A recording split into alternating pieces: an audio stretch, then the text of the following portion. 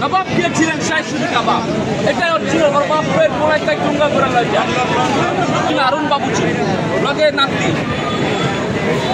সুরমাটা লেপটে গেছে গা এই যে তরতরা পর ঘি কাবারে মশলা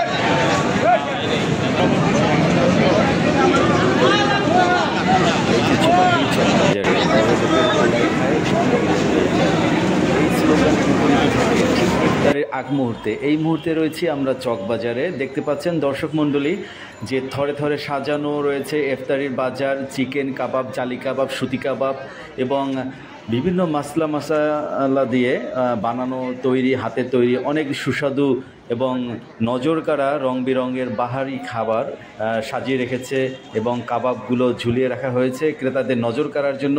আর কিছুক্ষণ পরে আরও ভিড় জমে যাবে এই অত্র চকবাজারে। এক এক করে আপনাদেরকে দেখাবার চেষ্টা করছি।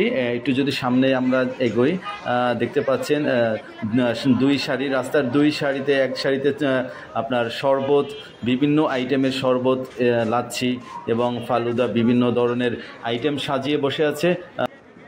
এমন অনেকেই রয়েছেন যাদের ইফতারিতে এই চকবাজারে যদি ইফতারি না হয় তাদের আসলে ইফতারি জমে না, যার কারণে দূর দূরান্ত থেকে ছুটে আসেন অনেকে। ঢাকার আশেপাশের জায়গা থেকে এখানে শুধুমাত্র ইফতারি নেয়ার জন্য আসেন।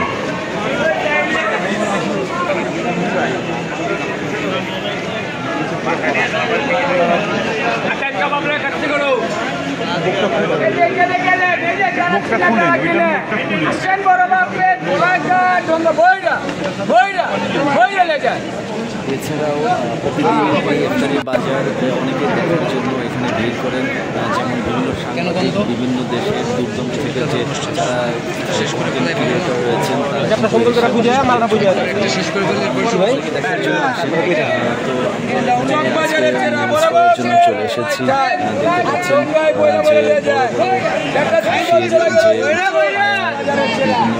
সাজিয়ে রেখেছেন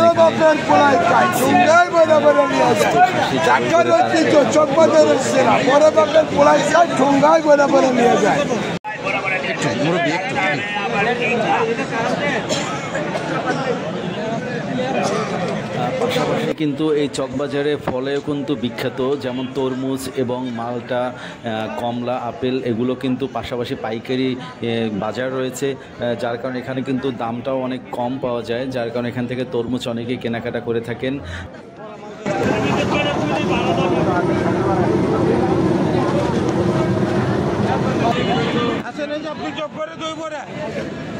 তো আজকে এই পর্যন্তই ইফতারির বাজার চকবাজার থেকে। আমি আর কে রেজা, ঢাকা টিভি বাংলা।